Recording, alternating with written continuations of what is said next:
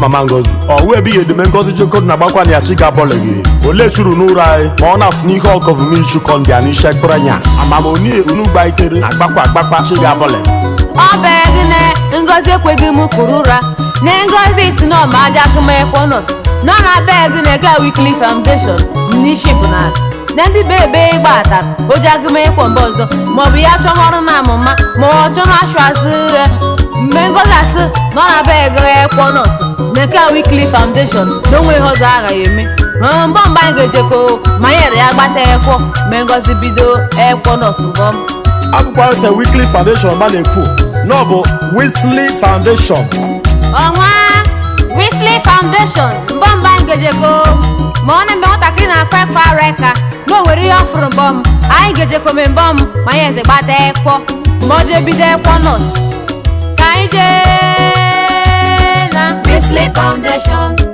Weekly Foundation School of Health. ị chọrọ ịgụ famasi jee na Weekly Foundation, Weekly Foundation School of Health. ị chọrọ ịgụ medilab jee na Weekly Foundation, Weekly Foundation School of Health. ị chọrọ ịgụ nọọsịn jee na Weekly Foundation, Weekly Foundation School of Health. ebe ọ bụ ịgụta inweta ọrụ jewe na Weekly Foundation, Weekly Foundation School of Health. ebe a na-amụta akwụkwọ bụ na Weekly Foundation, Weekly Foundation School of Health. Weekly Foundation School of Health Technology is an institution that offers quality education.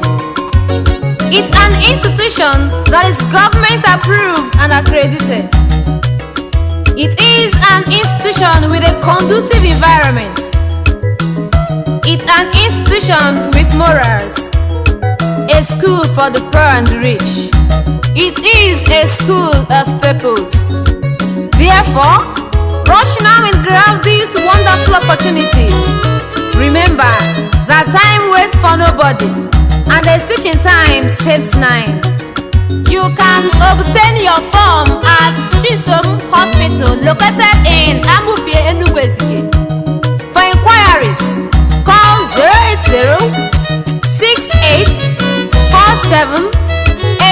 080-6847-8253 or via WhatsApp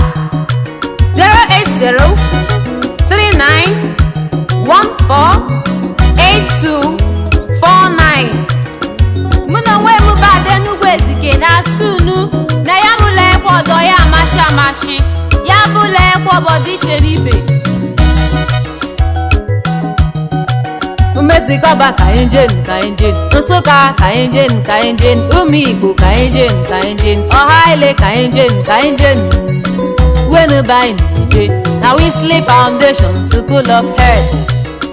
Ọ bụ na Weekly Foundation School of Health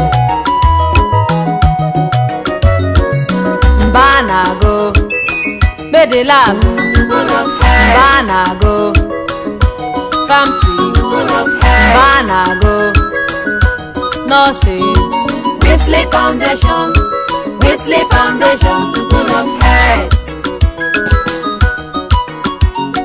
Weekly Foundation, Weekly Foundation School of Health.